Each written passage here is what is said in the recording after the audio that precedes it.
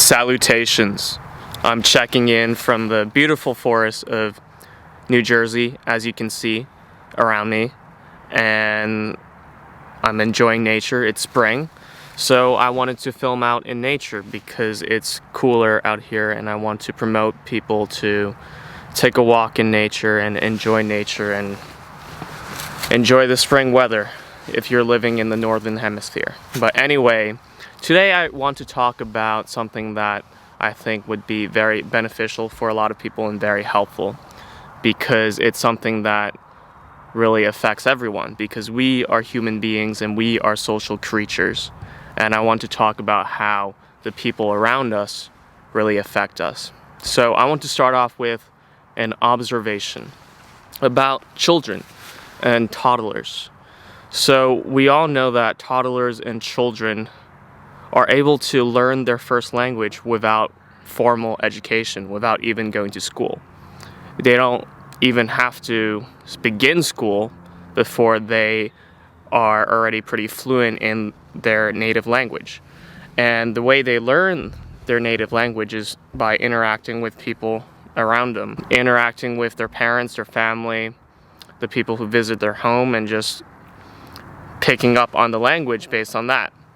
And when you think about it, it's a very miraculous thing. It's very amazing how that happens, how a baby or a toddler who doesn't know any language at all can pick up and learn his or her native language by just spending time around the people around the baby. That is, I think, quite miraculous. And when you look at how people learn foreign languages, yes, you can learn foreign languages in school and you can get pretty decent in your level of fluency, but the best way that you can learn a foreign language, and the way that a lot of people recommend you to learn a foreign language, is through immersion, which is going to the place or country where that language is spoken and immerse yourself in it, because you pick up on your environment. The people around you can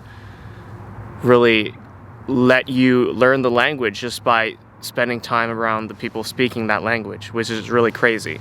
So this is something I wanted to talk about, because it's truly miraculous how we learn languages, or the best way to learn languages is really to spend time around the people who speak that language. So the people around us are powerful enough to teach us a new language without even intentionally trying to teach you a new language, because they're not particularly supposed to be your professional teachers. You're just spending time with them. Whether you're a baby learning a new language, or you're a student going to a foreign country learning a new language, the people around you aren't necessarily teaching you the language. You're just spending time with them, and that's powerful enough to get you to learn the language. So this is an example of how influential the people around us really are. And I think all of us know this intuitively. And in case you have any lingering doubts, I can talk about a series of studies done to really prove the point. So there are two professors. One is named Nicholas Christakis, and the other is named James Fowler. And they did a few studies to show the power of social influence and the power of social networks. And the first study they did was actually about obesity, and they wanted to examine if having obese friends really influenced your chances of becoming obese yourself. I have the results on my phone. I looked it up. And their first study, like I said, was about obesity, and they used data from the Framingham Heart Study, which evaluated a densely interconnected social network of 12,067 people assessed repeatedly from 1971 to 2003. Well, after analyzing the results, they found that a person with an obese friend had a 45% higher risk of obesity. And if the person had a friend of a friend who was obese, the person's risk of obesity was 20% higher. And if the person had a friend of a friend of a friend who was obese, the person's risk of obesity was 10% higher. And there could be several reasons why this is. One that they talked about was induction, which is how friends directly influence your behavior. So for example, if one of your friends who's obese loves to drink beer or eat muffins, which is the example they use, then if you take up that behavior, which a lot of friends do because they like to do what their friends are doing and they like to share in whatever activity their friends are doing, then you have just adopted a behavior that is going to increase your chance of being obese.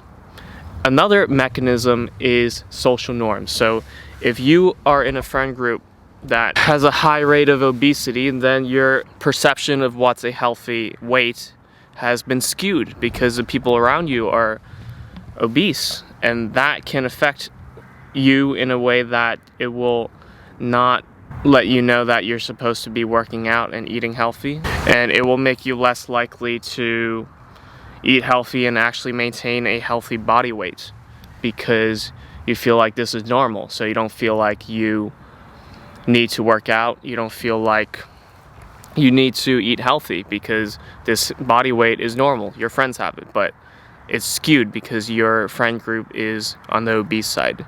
So that's one study they did. They also did another study about smoking. The results are really astounding. So basically they found that if a person's spouse stopped smoking, that person's chance of smoking decreased by 67%.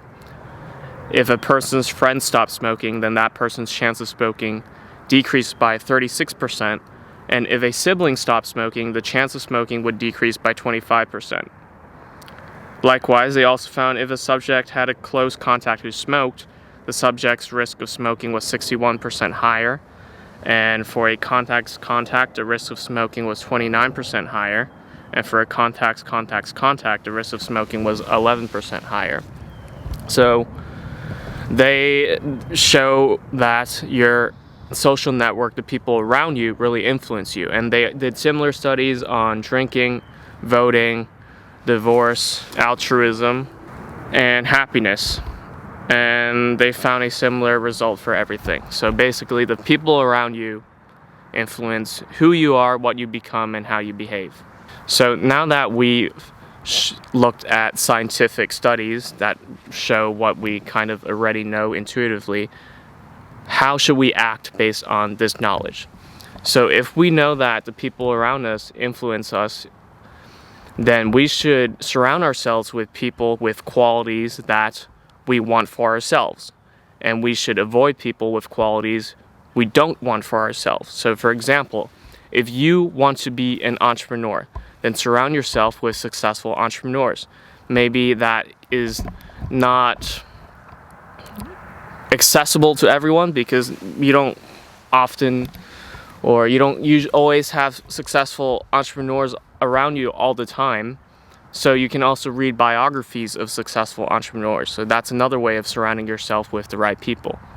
Another example is if you want to be fit, then instead of hanging out with people who are unfit and usually have unhealthy habits, hang out with people who are fit. And you'll probably notice that they work out more, they exercise more, they have a healthier lifestyle, they eat more healthy, and that will encourage you to do all these things that will make you more fit and healthy. Likewise, you also want to avoid people with the traits you do not want for yourself. So for example, if you do not want to be a smoker, do not hang around smokers, because not only will their secondhand smoke affect you in a negative way, but also you'll be more likely to want to fit in and smoke cigarettes yourself or smoke weed or whatever they're smoking. And if you don't want to, let's say, be a divorcee, then you should look around your social network, because although there are cases where there are healthy reasons to divorce and split up, if the people around you are all splitting up and breaking up and divorcing, then maybe there's something wrong with how your social circle approaches relationships. And you should look at your social circle. Are they practicing healthy relationship behaviors, or are they not? And this is another study that Christakis and Fowler did. And they found that if your friends are divorcing, you're more likely to divorce. So basically, surround yourself with people with the qualities you want and avoid people with the qualities you do not want, because subconsciously and consciously they influence how you think and who you are and how you behave. So it's important to pay attention to that.